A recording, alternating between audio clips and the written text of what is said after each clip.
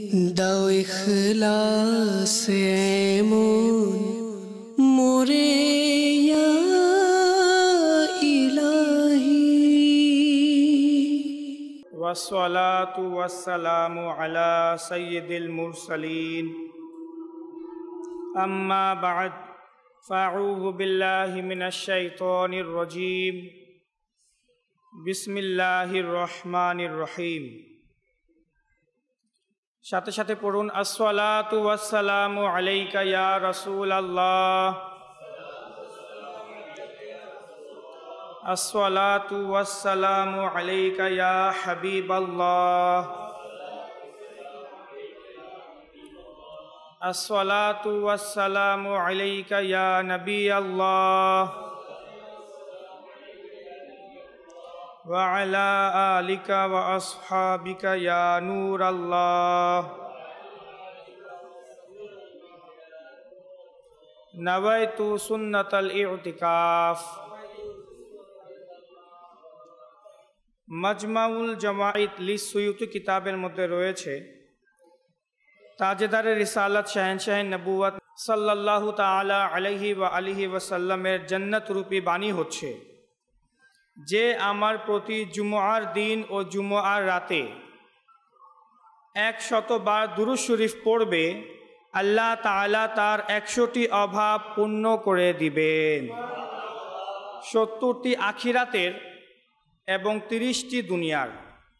আর আল্লাহ তাআলা একজন ফেরেশতা নিযুক্ত করবেন, যে উক্ত দুরূদে পাক আমার কবরে এইভাবে পৌঁছাবে যেভাবে তোমাদের উপহার আমার নিকট পেশ করা হয়। নিঃসন্দেহে আমার ইলম অর্থাৎ আমার জ্ঞান আমার ওয়াফাতের পরও সেইভাবে থাকবে যেভাবে আমার জীবদ্দশায় অর্থাৎ প্রকাশ্য জীবনে রয়েছে। ইমাম জালালউদ্দিন সুয়ুতি রহমতুল্লাহি তাআলা আলাইহি এই গুরুত্বপূর্ণ হাদিসে মুবারাকা উল্লেখ করেছেন নিজের কিতাবের মধ্যে, যার শেষে প্রিয় নবী বলেছেন যে যেভাবে আমার জীবদ্দশার মধ্যে আমার জ্ঞান সজাগ রয়েছে, আমার ওয়াফাতের পরেও আমি ঠিক সেভাবেই থাকব।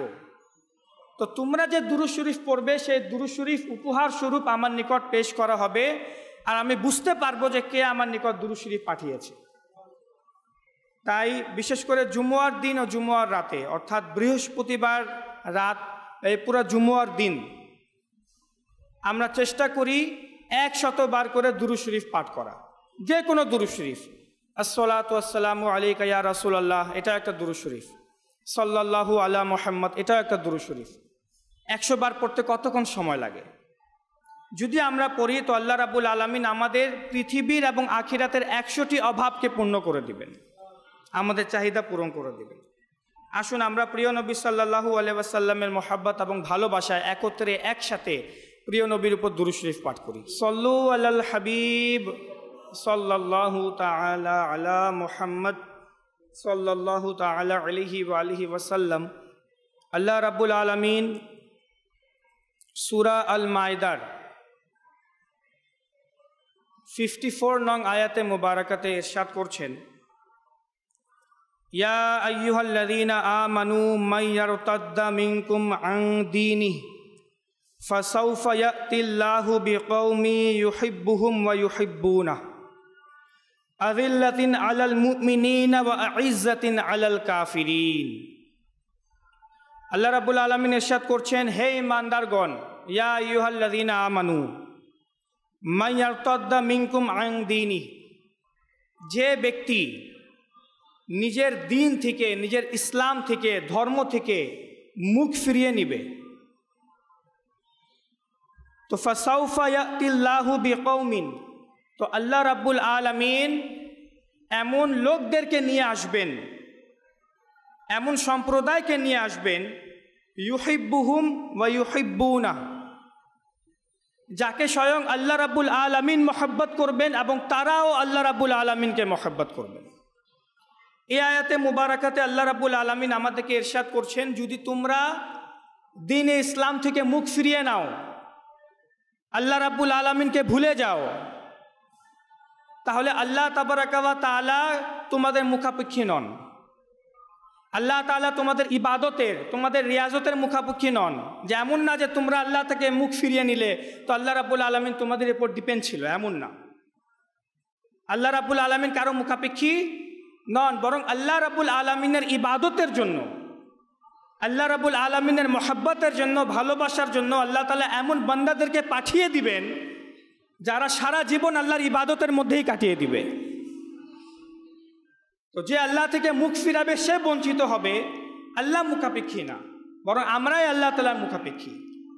তো আল্লাহ তাআলা বলছেন ফাসাউফা ইয়াতিল্লাহু বিকৌমিন, আল্লাহ এমন লোকদেরকে পৃথিবীতে পাঠিয়ে দিবেন, ইউহিব্বুহুম, যাদেরকে আল্লাহ রাব্বুল আলামিন নিজের মেহবুব বানিয়ে নেবে, ওয়া ইউহিব্বুনাহু, এবং তারাও আল্লাহ রাব্বুল আলামিনকে মহব্বত করবে। এখানে আল্লাহ রাব্বুল আলামিন প্রথমে নিজের ভালোবাসার কথা বলছেন, যে প্রথমে আমি তাদেরকে নিজের মেহবুব বানিয়ে নিব, অতঃপর তারাও আমাকে মহব্বত করবে, আমাকে ভালোবাসবে। এরপর তাদের গুণাবলী বলছেন আযিল্লাতিন আলাল মুমিনিন, তারা মুসলমানদের জন্য, মুমিনিনদের জন্য নমনীয় হবে, নরম হবে, তাদের আখলাক, তাদের চরিত্র সুন্দর হবে মুমিনদের জন্য। আইজ্জাতিন আলাল কাফিরিন, কিন্তু যারা কাফির, যারা আল্লাহ রাব্বুল আলামিনকে অস্বীকার করে, তাদের জন্য তারা কঠোর হবে, তাদের এটা চরিত্র হবে যে মুমিনদের জন্য নরম, আবার কাফিরদের জন্য ততই বেশি কঠোর। ইউজাহিদুনা ফি সাবিলিল্লাহ, আল্লাহ রাব্বুল আলামিনের রাস্তায় তারা চেষ্টা করবে, আর এটাই হচ্ছে আল্লাহ রাব্বুল আলামিনের দয়া। এই আয়াতে মুবারাকা দ্বারা আজ আমরা বুঝতে পারি যে প্রত্যেক যুগে যখন মুসলমানেরা পথভ্রষ্ট হয়ে যায়, যখন মুসলমানেরা দুনিয়ার প্রতি বেশি গভীরভাবে দুনিয়ার মহব্বতে পড়ে যায়, তখন আল্লাহ রাব্বুল আলামিন এমন বান্দাদেরকে পাঠিয়ে দেয় যারা ওই মুসলমানদেরকেও পথভ্রষ্ট হওয়া থেকে বাঁচায়, এবং তারা নিজেরাও আল্লাহ রাব্বুল আলামিনের ওলি হয়। এটা যুগের হিস্টোরি যদি আপনি দেখেন, ইসলামের ইতিহাসে, তো এরকম হয়ে আসছে যে প্রত্যেক যুগে মুসলমানেরা তো পথভ্রষ্ট হয়ে যায়, কিন্তু আল্লাহ রাব্বুল আলামিন এমন বান্দাদেরকে পাঠিয়ে দেয়। আর এখানে আল্লাহ তাআলার কুদরতও আছে, যেখানে লক্ষাধিক মানুষ আল্লাহকে ভুলে যায়, পথভ্রষ্ট হয়ে যায়, তো অপরদিকে আল্লাহ তাআলা শুধু একজনকে পাঠিয়ে সবাইকে হিদায়াত দিয়ে দেয়। আল্লাহর কুদরত। সমস্ত নবী রাসূলদের যুগে হাজারো হাজার লক্ষ লক্ষ শহরবাসীরা কাফির, আর তাদের হেদায়েতের জন্য শুধু একজন নবী। তাদের হেদায়েতের জন্য আল্লাহ তাআলা চাইলেও পুরো একটা জামাত পাঠিয়ে দিতে পারতেন আসমান থেকে, যাও তাদেরকে হেদায়েত দাও। একজন নবী না, একই সময় হাজার হাজার নবী পাঠিয়ে দিতেন, যে সবাই একত্রে মিলে হেদায়েত দাও, বুঝাও। কিন্তু আল্লাহ তাআলার শান যে তোমরা লক্ষাধিক, কিন্তু তোমাদের জন্য, তোমরা কোটি মানুষ হলেও আমার একজন বান্দা তোমাদের জন্য যথেষ্ট, যে তোমাদেরকে হেদায়েত দিতে পারবে। তো এই আয়াতে মুবারাকাতে আল্লাহ রাব্বুল আলামিন এই কথাই বুঝিয়েছে। প্রিয় নবী সাল্লাল্লাহু তাআলা আলাইহি ওয়া আলিহি ওয়াসাল্লামের প্রকাশ্যে ওয়াফাতের পর এর মধ্যে কোনো সন্দেহ নাই যে কোনো নবী রাসূল আসবে না। নবী রাসূল আসবে? কোনো নবী রাসূল আসবে না। কিন্তু মানুষ যারা শয়তান এবং শয়তানের যারা চামচা, তারা তো আর থেমে নাই। ওই আদম আলাইহিস সালাম থেকে শুরু করে প্রিয় নবী পর্যন্ত, এবং প্রিয় নবীর পরেও শয়তান তো নিজের মিশনের মধ্যে লেগে আছে, আর তার একটাই মাত্র মিশন মানুষদেরকে পথভ্রষ্ট করা, আল্লাহ রাব্বুল আলামিনকে ভুলিয়ে দেওয়া। এটা শয়তানের একমাত্র চ্যালেঞ্জ আল্লাহ রাব্বুল আলামিনকে, তার মিশন এটা। এই কারণে সে নিজের বাচ্চাদেরকেও লাগিয়ে রেখেছে শয়তান, এবং মানুষ শয়তানদেরকেও লাগিয়ে রেখেছে। তো আল্লাহ রাব্বুল আলামিন প্রিয় নবী সাল্লাল্লাহু আলাইহি ওয়াসাল্লামের পর যেহেতু কোনো নবী আসবেন না, তাই এই উম্মতে মুহাম্মাদির মধ্যে আল্লাহ রাব্বুল আলামিন এমন অলিয়ায়ে কামিলিনকে পাঠান, এমন ওয়ালিদেরকে পাঠান যারা মানুষদেরকে পথভ্রষ্ট হওয়া থেকে বাঁচায়। আর সুন্নতি তরিকা সেটাই, আল্লাহ রাব্বুল আলামিনের সে তরিকা সেটাই, যেভাবে প্রত্যেক যুগে একটা নবী বা একটা রসুল পাঠান, ঠিক সেভাবে প্রত্যেক যুগে এই উম্মতে মুহাম্মাদের মধ্যে কোনো না কোনো একজন বা দুজন ওলিকে পাঠিয়ে দেন। ওই হাজারো হাজার ওলিকে পাঠান না, একজন ওলিকে পাঠান সমস্ত বিশ্বের হিদায়তের জন্য। আমি যাদের ব্যাপারে আলোচনা করব তাদেরকে বলা হয় মুজাদ্দিদ। অলিয়া কামিলিনদের যত নাম সমূহ রয়েছে তাদের মধ্যে আমি যে বিষয় নিয়ে আলোচনা এখন করব সামান্য, তাদের নাম হচ্ছে মুজাদ্দিদ। এই মুজাদ্দিদ এটা কোন প্রকারের অলিয়ায় কামিলিন? এরা অন্যান্য অলিয়ায় কামিলিনদের থেকে বেশি ফজিলতপূর্ণ, তাদের ফজিলত আরও বেশি। যেমন আল্লাহর ওয়ালিদের প্রকার একটা রয়েছে মজজুব, এটা একটা নাম আল্লাহর ওয়ালিদের।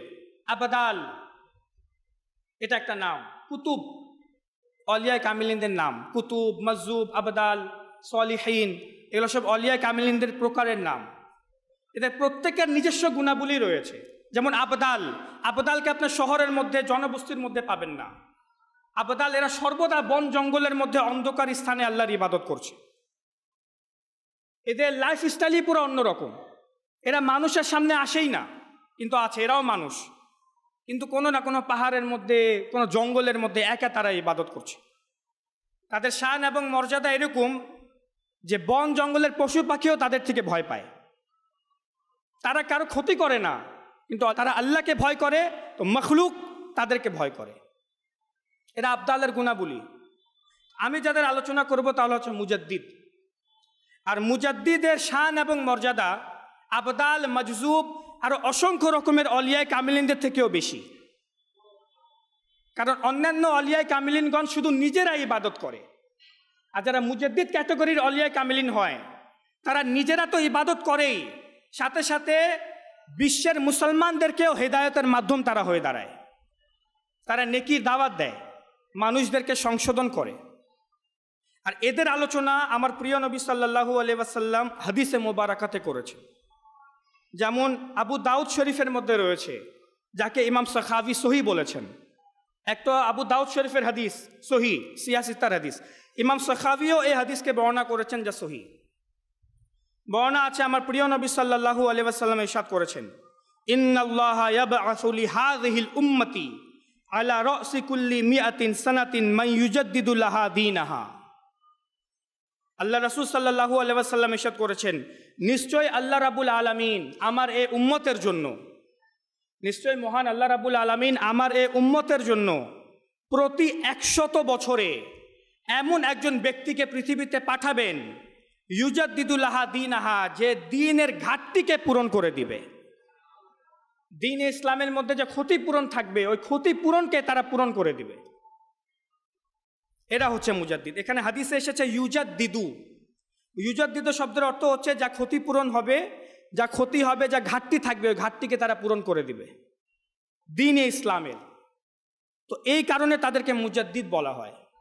আর ঠিকই আমার হুজুর সাল্লাল্লাহু আলাইহি ওয়াসাল্লামের পর থেকে যখন সাহাবায়ে কেরামের যুগ অতিবাহিত হয়েছে, তারপর থেকে নিয়ে এখন পর্যন্ত ইতিহাস সাক্ষী, প্রত্যেক যুগে এমন একজন আল্লাহর ওয়ালি এসেছে যে দ্বীনে ইসলামের জন্য, এ উম্মতে মুহাম্মাদির জন্য, মুসলমানদের জন্য এমন বড় বড় কাজ করে গিয়েছে যার কোনো উদাহরণ পাওয়া যায় না। প্রত্যেক যুগেই কোনো না কোনো ফিতনা ছিল যারা দ্বীনে ইসলামকে ধ্বংস করার চেষ্টা করেছে। আর ওই ফিতনাকে ধ্বংস করার জন্য, ওই ফিতনাকে প্রতিরোধ করার জন্য আল্লাহ রাব্বুল আলামিন মুজাদ্দিদকে পাঠিয়েছে। সর্বপ্রথম যে মুজাদ্দিদ, এগুলো নলেজ আমাদের রাখা উচিত, যেহেতু আমরা মুসলমান, আমরা জেনে রাখি যে সর্বপ্রথম যে মুজাদ্দিদ সাহাবায়ে কেরামের পরে এই উম্মতে মুহাম্মাদির মধ্যে ফিতনা ফাসাদ থেকে মুসলমানদেরকে বাঁচানোর জন্য যে মুজাদ্দিদ পৃথিবীতে এসেছিল, তার নাম হচ্ছে উমর বিন আব্দুল আজিজ রাদিয়াল্লাহু তাআলা আনহু। তার যুগের রাজা বাদশারা, মন্ত্রী মিনিস্টাররা বলতে পারেন, এমন ফিতনা ফাসাদ শুরু করে দিয়েছিল, চারোদিকে শুধু জুলুম, অত্যাচার এবং মুসলমানদের উপর নির্যাতন। রাজা বাদশারা নিজেরা মুসলমান ছিল, কিন্তু মুসলমান হওয়ার পরেও ইসলামিক সাম্রাজ্যকে পুরো জুলুম এবং অত্যাচার দ্বারা ভরে দিয়েছিল। এমন সময় আল্লাহ রাব্বুল আলামিন উমর বিন আব্দুল আজিজ রাদিয়াল্লাহু তাআলা আনহুকে পাঠায়, এবং তিনি যখন শাসক হন তো সমস্ত প্রকারের জুলুম অত্যাচারকে তিনি ধুয়ে মুছে পরিষ্কার করে দেন। আমি আরও কয়েকজনের নাম বলছি, যাদের ইতিহাস পড়লে আপনারা বুঝতে পারবেন যে তারা কিভাবে দ্বীনে ইসলামের খিদমত করলো আর মুসলমানদেরকে ফিতনা থেকে বাঁচিয়েছে। পরবর্তী যিনি মুজাদ্দিদ, তার নাম হচ্ছে ইমাম শাফিঈ রাহমাতুল্লাহি তাআলা আলাইহি। তিনি হাদিস শাস্ত্র নিয়ে অনেক বড় খিদমত করে গিয়েছেন। অনুরূপ ইমাম আহমদ বিন হাম্বল রাহমাতুল্লাহি তাআলা আলাইহি, ইমাম ফখরুদ্দিন রাজি রাহমাতুল্লাহি তাআলা আলাইহি, অনুরূপভাবে ইমাম জালালউদ্দিন সুয়ুতি, ইমাম জাফর তাহাবি, এরা সব বড় বড় মুজাদ্দিদ। আর এরা একসাথে আসেন নাই 100 বছর পর পর, ঠিক 100 বছর পর পর। এখন প্রশ্ন হচ্ছে যে মানুষ বুঝলো কিভাবে যে এরাই মুজাদ্দিদ? মানুষ বুঝলো কিভাবে, মুসলমানেরা বুঝলো কিভাবে এরাই মুজাদ্দিদ? যখন তারা ছিল তখন মানুষ ভালোভাবে বুঝতে পারে নাই, কিন্তু তাদের সম্পূর্ণ জীবন অতিবাহিত হওয়ার পর যে ফিতনাকে তারা প্রতিরোধ করলো, মুসলমানদেরকে যেভাবে তারা বাঁচাইলো, তাদের কার্যক্রম দেখে উলেমায়ে কিরামগণ বললেন না, এই হচ্ছে যুগের মুজাদ্দিদ। মনে রাখবেন, আমি আর আপনি যদি কাউকে বলে দেই ইনি হচ্ছেন মুজাদ্দিদ, তাহলে সে মুজাদ্দিদ হবে না।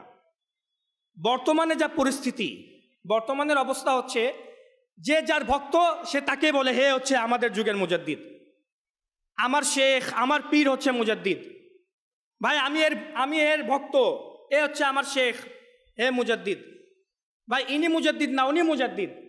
বর্তমান যুগের অবস্থা এরকম রয়েছে, এরকম মানুষদের মধ্যে রয়েছে যে যাকে ইচ্ছা মুজাদ্দিদ বানাচ্ছে। অথচ দেখতে গেলে দেখা যায় যে তার যে শেখ কোনো একটা ছোট্ট গ্রামের বা ছোট্ট একটা শহরের বা কোনো একটা এলাকার একটা খানকা খুলে বসে আছে, আর হতে পারে তার মাধ্যমে কিছু মানুষের সংশোধন হয়েছে বা তার কিছু মুরিদদের সংখ্যা বেড়ে গিয়েছে, তাকে নিজের মুরিদ বলে, পীর বলে, বা তার মাধ্যমে অনেকের আকীদা হয়তো শুদ্ধ হয়ে গেছে, সে মুজাদ্দিদ না।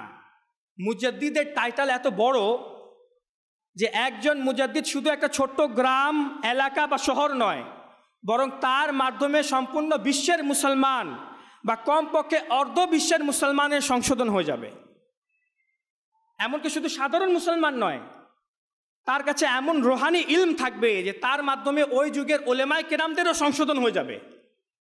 উলেমায়ে কেরামদের মধ্যেও তো ভুল থাকতে পারে, তাদের অভ্যন্তরীণ, আন্তরিক, বাহ্যিক ভুল থাকতেই পারে, তো তাদেরও সংশোধন ওই মুজাদ্দিদদের মাধ্যমে হয়। তারা সর্বপ্রকার মানুষদের সংশোধন করে। যখন একটা ফিতনা উঠলো, যখন মানুষেরা বলল যে কোরআন তো খালিক না, কোরআন মখলুক, কোরআন কি, এক ধরনের ফিতনা উঠলো, মাথা নাড়া দিল যে কোরআন হচ্ছে মখলুক, কোরআন স্রষ্টা না। অথচ কোরআন তো আল্লাহর কালাম, আল্লাহর কথা, আল্লাহর কথাকে মখলুক কিভাবে বলা যায়? এরকম একটা ফিতনা যখন জন্ম নিল, তো এই ফিতনাকে দমন করার জন্য ইমাম আহমদ বিন হাম্বল সামনে এসে গেলেন। যখন চারিদিকে জুলুম এবং অত্যাচার ছিল, তখন উমর বিন আব্দুল আজিজ এসে গেলেন। যখন চারদিকে ফিলসফির ডঙ্কা বেজে উঠল, সব জায়গায় লজিক এবং ফিলসফি খোঁজা শুরু হয়ে গেল, তখন আল্লাহ রাব্বুল আলামিন ইমাম ফখরুদ্দিন রাজিকে পাঠালেন। একটা নতুন যখন একটা দল চলে আসলো, সব জায়গায় লজিক, ভাই আল্লাহ রাব্বুল আলামিন আছেন তো দেখা যান না কেন? আল্লাহ তাআলার অস্তিত্ব যদি আছে তো দেখা যায় না কেন? কেউ দাবি করলো যে সমস্ত পৃথিবী, বিশ্ব নিজে নিজে চলছে, এর কোনো মালিক নাই, কোনো খোদা নাই, সব নিজে নিজে চলছে। আর এরকম লজিকের মাধ্যমে মুসলমানদেরকে ধ্বংস করা, তাদেরকে ফিতনার মধ্যে ফেলে দেওয়ার যখন চেষ্টা শুরু হলো, আল্লাহ রাব্বুল আলামিন ইমাম ফখরুদ্দিন রাজিকে পাঠিয়ে দিলেন। যখন মুসলমান হুজুর সাল্লাল্লাহু আলাইহি ওয়াসাল্লামের পর মুসলমান যখন সবচেয়ে বেশি গুনাহের মধ্যে পড়ে গেল, নিজের অভ্যন্তরীণ সংশোধনকে ভুলে গিয়ে বাহ্যিক সংশোধনে যখন লেগে গেল যে ভাই নামাজ পড়লেই হবে, অন্তরের মধ্যে হিংসা থাকুক, অন্তরের মধ্যে রিয়াকারি থাকুক, তুমি মানুষ লোক দেখানোর জন্য ইবাদত করো বা লোক দেখানোর জন্য না করো, নামাজ পড়লেই হবে, এরকম ফিতনার যখন জন্ম নিল, বা নিজের প্রশংসা শুনো, নিজের প্রশংসা ভালো, আমি কোনো সৎকা করলাম এতে আমার নিজের প্রশংসা হওয়া উচিত, ইমাম সাহেবের উচিত যেন আমার প্রশংসা করা যে অমুকে এত টাকা দান সৎকা করলো, বা মানুষদেরকে দেখিয়ে দান সৎকা করা, এক মানুষ হয়, এক মুসলমান হয় অপর মুসলমানের প্রতি হিংসা করা, রিয়াকারি করা, গীবত করা, বিভিন্ন রকমের যখন অভ্যন্তরীণ গুনাহের উৎপত্তি হইল, তো আল্লাহ রাব্বুল আলামিন ওই ফিতনাকে, এই গুনাহসমূহকে এবং মুসলমানদেরকে বুঝানোর জন্য, যেখানে উলামায়ে কেরামগণ এই ফিতনার মধ্যে পড়ে গিয়েছিল, ভাই আমার সুনাম দরকার, আমি আলিম, আমি মৌলানা, আমার সুনাম দরকার, আমি মুফতি, আমার সুনাম দরকার, মানুষদেরকে উচিত জানা যে আমি আলিম, আমি মৌলানা। বিভিন্ন রকমের ফিতনা যখন শুরু হয়, তখন আল্লাহ রাব্বুল আলামিন তাসাউফের ইলম দিয়ে ইমাম গাজ্জালিকে পাঠিয়ে দিলেন, যিনি আলিম ওলেমা না, সাধারণ মুসলমানদের সংশোধন করলেন, আলিম ওলেমাদেরকে সংশোধন করলেন, বড় বড় আলিয়ায়ে কামিলিনদের সংশোধন করলেন নিজের যুগে। এটা ছিল মুজাদ্দিদ।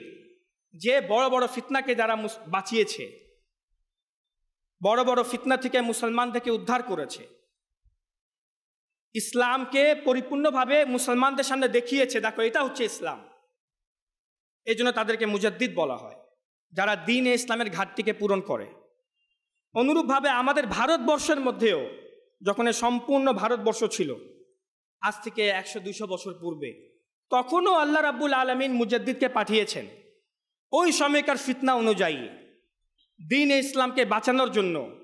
আল্লাহ রাব্বুল আলামিন প্রিয় নবীর উম্মতির মধ্যে থেকে এমন মুজাদ্দিদদেরকে পাঠিয়েছেন যাদের কারণে আমি বলবো, বরং এটা সত্য, কিতাবেও আছে, এই যে আমি আপনি এখন মসজিদের মধ্যে অবস্থান করছি, এর পিছনেও বড় বড় মুজাদ্দিদদের ক্রেডিট আছে। আমরা নামাজ পড়ছি, আজকে মসজিদে মসজিদে আজান হচ্ছে বাংলাদেশে, আবার ভারতের মধ্যে তো এই যে ভারতবর্ষ, আরও কয়েকটি যে দেশ রাষ্ট্র রয়েছে, পুরা মিলাই ভারতবর্ষ ছিল। তো আজ যে বিভিন্ন স্থানে আজান হয়, মসজিদ হয়, ইসলামিক তরিকায় সব কিছু আমরা করতে পারি ওপেনলি, এর পেছনেও মুজাদ্দিদের হাত। জি হ্যাঁ, আর সে মুজাদ্দিদের আমরা নামও হতে পারে অনেকবার শুনেছি। তিনি এমন একজন মুজাদ্দিদ যার জন্ম ভারতবর্ষে হয়েছে, এবং ইতিহাস পড়লে জানা যাবে যে তার মাধ্যমে সম্পূর্ণ ভারতবর্ষের মুসলমানদের হিফাজত হয়েছে, এবং তাকে মুসলমানদের মধ্যে সকলেই মুজাদ্দিদ হিসাবে সম্বোধন করে। আমি এখনো তার নাম বলি নেই। শুধু আহলে সুন্নাত ওয়াল জামাত নয়, আহলে সুন্নাত ওয়াল জামাত ছাড়াও অন্যান্য যারাও রয়েছে তাদের নাম নিচ্ছি না, তারাও তাকে মুজাদ্দিদ বলে। যেমন আমি একটু আগেও বললাম যে মুজাদ্দিদের ব্যাপারে স্পষ্ট কোনো জায়গায় লেখা নাই, হাদিসে শুধু এতটুকু আছে যে মুজাদ্দিদ আসবে। আবু দাউদ শরীফের হাদিসে আছে একজন আল্লাহর ওয়ালি প্রতি 100 বছরে আসবে। কে আসবে, তার নাম কি হবে, এগুলা বলা নাই, বরং তার কার্যক্রম দেখে, অবস্থা দেখেই মানুষ বুঝে যায় যে এটা একটা মুজাদ্দিদেরই কাজ, এটা কোনো সাধারণ মুসলমান মৌলানার কাজ না যে এত বড় কাজ করে ফেলল। তো মুসলমানদের মধ্যে সবাই একমত যে তিনি মুজাদ্দিদ, আর তার নাম হচ্ছে মুজাদ্দিদে আলফি সানি রহমতুল্লাহ তাআলা আলী, হযরত সাইয়েদনা মুজাদ্দিদ আলফি সানি রহমতুল্লাহ তাআলা। তিনি এত বড় মুজাদ্দিদ, তিনি এমন আল্লাহর ওয়ালি যে প্রত্যেক যুগের সকল উলামায়ে কেরামগণ, শুধু আহলে সুন্নাত ওয়াল জামাত না, আহলে সুন্নাত ওয়াল জামাত ছাড়াও বাকি অন্যরাও তাকে মুজাদ্দিদ হিসাবে সম্বোধন করে যে হ্যাঁ ইনি মুজাদ্দিদ। এই কারণে তার নামের সাথে মুজাদ্দিদ টাইটেল লেগে গিয়েছে একদম। অন্যান্যদের সাথে মুজাদ্দিদ বলা হয় না, কিন্তু তার নামের সাথে বলা হয় মুজাদ্দিদে আলফি সানি রহমতুল্লাহ তাআলা আলী। তিনি অনেক বড় ফিতনা থেকে আমাদেরকে বাঁচিয়েছেন। এমনকি উলামায়ে কেরামগণ তো এটাও বলেছেন, আলা হযরত ইমাম আহমদ রেজা খান রহমতুল্লাহ তাআলা, হযরত মুহাদ্দিস হক দেহলেভি রহমতুল্লাহ তাআলা, বড় বড় উলামায়ে কেরামগণ বলেছেন, নিজেদের কিতাবে লিখেছেন যে আজ ভারতবর্ষের মধ্যে যে মসজিদে আজান হচ্ছে এর সবচেয়ে বড় ক্রেডিট যায় মুজাদ্দিদ আলফি সানি রহমতুল্লাহ তাআলার কাছে, কারণ তিনি অনেক বড় ফিতনা থেকে আমাদেরকে বাঁচিয়েছেন। তো আসুন তার ব্যাপারে সামান্য কিছু শুনি।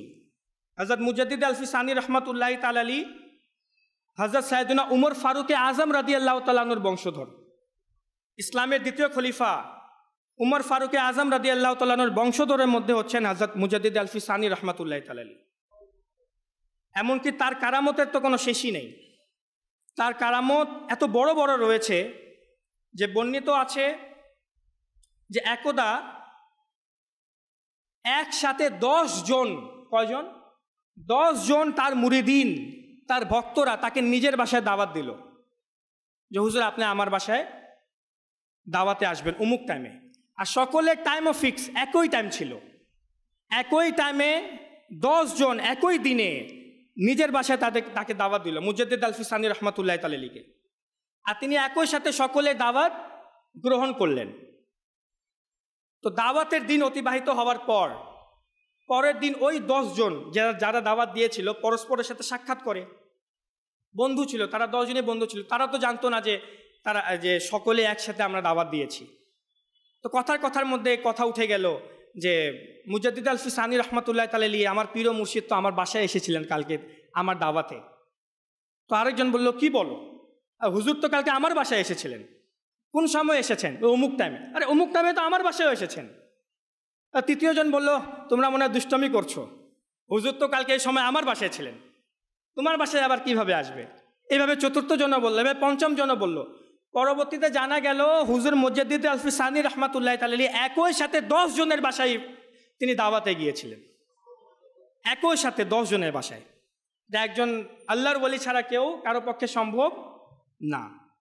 অনুরূপভাবে মুজাদ্দিদ আলফি সানি রহমাতুল্লাহ তাআলা কারামাতের উপর একটি কিতাব রয়েছে, জামিয়ে কারামাতিল আউলিয়া লিন্নাভানি। এই কিতাবের মধ্যে রয়েছে যে একদা প্রচুর বৃষ্টি হচ্ছিল, আর মুজাদ্দিদ আলফি সানি রহমাতুল্লাহ তাআলার একটি কাজ ছিল। তখন তিনি আকাশের দিকে তাকিয়ে আল্লাহ রাব্বুল আলামিনের কাছে দোয়া করলেন, হে আল্লাহ, অমুক সময় পর্যন্ত তুমি বৃষ্টি থামিয়ে দাও। তার বলতে দেরি নাই, বৃষ্টি থেমে গেল। আর যতক্ষণ পর্যন্ত মুজাদ্দিদ আলফি সানি চেয়েছিলেন ততক্ষণ পর্যন্ত বৃষ্টি হয় নাই, তারপর আবার বৃষ্টি শুরু হয়ে গেল। অনুরূপভাবে জুবদাতুল মাকামাত, এগুলো সব আরবি কিতাব। জুবদাতুল মাকামাত কিতাবের মধ্যে রয়েছে যে হযরত সাইয়েদুনা মুজাদ্দিদ আলফি সানি রহমাতুল্লাহ তাআলার বিশেষ মুরিদ সৈয়দ জামাল একদিন কোনো উপত্যকার পাশ দিয়ে যাচ্ছিল। তো হঠাৎ একটি সিংহ তার সামনে এসে গেল, তার পা সেখানে আটকে গেল। তৎক্ষণাৎ তিনি আপন মুর্শিদ মুজাদ্দিদ আলফি সানি রহমাতুল্লাহ তাআলাকে আবেদন করলেন, হে আমার প্রিয় মুর্শিদ, আমাকে বাঁচান। তো তিনি দেখলেন যে সেই মুহূর্তেই হযরত সাইয়েদুনা মুজাদ্দিদ আলফি সানি রহমাতুল্লাহ তাআলা একটি লাঠি নিয়ে নিজ মুরিদদের সাহায্যের জন্য তিনি আগমন করলেন। তো এটা হচ্ছে আউলিয়ায়ে কামিলিনদের কারামত। অনেকের মনে প্রশ্ন আসতে পারে যে এগুলা কি আবার সম্ভব একজন মানুষের পক্ষে? হ্যাঁ, নবী রাসূলরা মুজিজা প্রকাশ করে, এটা ঠিক আছে। নবী রাসূলদের ব্যাপারে তো কোরআনে পাকে আছে যে তারা অলৌকিক ঘটনা প্রকাশ করতে পারে, কিন্তু আবার এই সাধারণ আল্লাহর ওয়ালিগণরাও কি পারে? কোরআন হাদিসে তো কোথাও নাই। কোরআন হাদিসে কোথাও নাই, এ কথা ভুল। কোরআন হাদিসের মধ্যেই রয়েছে যে আউলিয়ায়ে কামিলিনগণও কারামত প্রকাশ করতে পারে, এরকম অলৌকিক ঘটনা দেখাতে পারে যা নবী রাসূলগণ দেখাতে পারেন। হ্যাঁ, যখন নবী রাসূলগণ দেখান তখন সেটাকে বলা হয় মুজিজা, আর যখন আল্লাহর ওয়ালি দেখান তখন সেটাকে বলা হয় কারামত। আর এর কথা তো আল্লাহ রাব্বুল আলামিন সংক্ষিপ্ত আকারে বলে শেষ করছি, সূরা নামলের মধ্যেও বলেছেন। সূরা নামল, নামল শব্দের অর্থ পিঁপড়া। নামল শব্দের অর্থ কি? পিঁপড়া। এই পিঁপড়া নামের একটি সূরা আছে কোরআনে পাকে, যার নাম হচ্ছে সূরাতুন নামল। এই সূরা নামলের 40 নং আয়াতে মুবারাকাতে আল্লাহ রাব্বুল আলামিন আল্লাহর ওয়ালির কারামতের একটা ঘটনা বয়ান করেছেন, যে সুলাইমান আলাইহিস সালাম এই ঘোষণা দিলেন যে কে আছো তোমাদের মধ্যে যে বিলকিস রানীর সিংহাসন আমার কাছে নিয়ে আসবে। হয়তো আমরা শুনেছি এই ঘটনা অনেকেই, বিলকিস রানীর সিংহাসন আমার কাছে নিয়ে আসবে, কে আছো? ঘোষণা দিলেন যখন, তখন ইফরিত নামক একজন জিন, মানুষ না জিন, সুলাইমান আলাইহিস সালামের আয়তায় মানুষ জিন সকলেই ছিল, পশু পাখিও ছিল। তো ইফরিত হচ্ছে জিনদের মধ্যে সবচেয়ে পাওয়ারফুল জিন। জিনদের 9টা প্রকার, এই 9টা প্রকারের মধ্যে যারা সবচেয়ে পাওয়ারফুল জিন তাদেরকে বলা হয় ইফরিত। এর নাম কোরআনে পাকে এসেছে। এরা এত পাওয়ারফুল, যদি তারা মুখ হা করে নিঃশ্বাস নেয় তাহলে একটা মানুষকে এক নিঃশ্বাসে গিলে ফেলতে পারবে। আর এরা সাধারণ জনবসতিতে থাকে না, এরা বন জঙ্গলে থাকে। তাই বন জঙ্গলে একা যাওয়া উচিত না, বিশেষ করে রাতের বেলায় বন জঙ্গলে একা যাওয়া উচিত না। ইফরিত নামক জিন এরা জঙ্গলে থাকে। তো সুলাইমান আলাইহিস সালামের আওতায় তো ইফরিত নামক জিনও ছিল, সে পাওয়ারফুল ছিল। তো সে বলল, হে সুলাইমান আলাইহিস সালাম, আপনি আমাকে সময় দিন, আপনার সিংহাসন থেকে উঠতে না উঠতেই আমি ওই সিংহাসনটা নিয়ে আসব বিলকিস রানীর। তো সুলাইমান আলাইহিস সালাম বললেন, না, আরও কম সময়ের মধ্যে কে নিয়ে আসতে পারবে? এর চেয়েও কম। সুলাইমান আলাইহিস সালাম বসে আছেন সিংহাসনে, ইফরিত নামক জিন বলল, আপনি দাঁড়াইলেই আমি নিয়ে চলে আসবো, তো যাবো আর আসবো। অনেক বড় সিংহাসন ছিল বিলকিস রানীর। তো সুলাইমান আলাইহিস সালাম বললেন, না, এর চেয়েও তাড়াতাড়ি কে আনতে পারবে? তখন সুলাইমান আলাইহিস সালামের এক সাহাবী, সুলাইমান আলাইহিস সালামের এক সাহাবী মানুষ, সে বলে উঠল, হে সুলাইমান আলাইহিস সালাম, আমি আপনার চোখের পলক ফেলার পূর্বেই ওই সিংহাসনটি নিয়ে আসব। তো সুলাইমান আলাইহিস সালাম বললেন, ঠিক আছে, নিয়ে আসো। তো চোখের যে পলক, কত মিনিট সেকেন্ড লাগে, ন্যানো সেকেন্ড, 1 সেকেন্ডও না, ন্যানো সেকেন্ডের মধ্যেই সুলাইমান আলাইহিস সালামের চোখের পলক পড়তে না পড়তেই চোখ খুলে বন্ধ, দেখতেছে সিংহাসন সাজে হাজির। তখন আল্লাহ রাব্বুল আলামিন ওই ঘটনার ব্যাপারে কোরআনে পাকের মধ্যে বলছেন, ক্বালাল্লাযী ইনদাহু ইলমুম মিনাল কিতাব, ওই যে আমার ওই বান্দা যার কাছে কিতাবের ইলম ছিল, সে বলল সুলাইমান আলাইহিস সালামকে, আনা আতিকা বিহি ক্বাবলা আইয়াতাদ্দা ইলাইকা তরফুক, যে হে সুলাইমান আলাইহিস সালাম, আপনার চোখের পলক পড়ার পূর্বেই আমি নিয়ে চলে আসব। আর ঠিকই হলো, সে নিয়ে চলে আসলো। তখন সুলাইমান আলাইহিস সালামের জিজ্ঞাসা করাতে সে বলল, হাযা মিন ফাদলি রব্বি, কোরআনের আয়াত। ওই ব্যক্তি বলল, ওই আল্লাহর ওয়ালি বলল যে এটা তো আল্লাহ তাআলার অনুগ্রহ, আমার কোনো কামাল নাই, আমার কোনো ক্রেডিট নাই, এই যে আমি নিয়ে আসলাম। আর তার নাম মুফাসসিরিনে কিরামগণ তাফসিরে বাগভি, তাফসিরে কুরতুবি, তাফসিরে মাদারিক, বড় বড় মুফাসসিরিনে কিরাম বলেছেন যে ওই আল্লাহর ওয়ালির নাম হচ্ছে আসিফ বিন বারখিয়া রাদিয়াল্লাহু তাআলা আনহু। তার নাম কি? আসিফ বিন বারখিয়া। তিনি আল্লাহর ওয়ালি ছিলেন, তিনি নবী ছিলেন না। নবী তো সুলাইমান আলাইহিস সালাম ছিলেন সামনে দাঁড়িয়ে। সুলাইমান আলাইহিস সালাম নিজে আনতে পারতেন, তারও মুজিজা ছিল, কিন্তু নিজের ওয়ালি থেকে করিয়েছেন যেন কিয়ামত পর্যন্ত সকালে জেনে যায় যে শুধু নবী রাসূল নয়, আল্লাহর ওয়ালিরাও কারামত দেখাতে পারে। এটা কারামতেরই কাজ ছিল। তো আল্লাহ রাব্বুল আলামিন আমরা যা শুনেছি তা স্মরণ রাখার, আমল করার এবং অপরের নিকট তা পৌঁছানোর তৌফিক দান করুক। আমিন বিজাহি নবিল আমিন সাল্লাল্লাহু আলাইহি ওয়াসাল্লাম। দাও ইখলাস এমন মোরে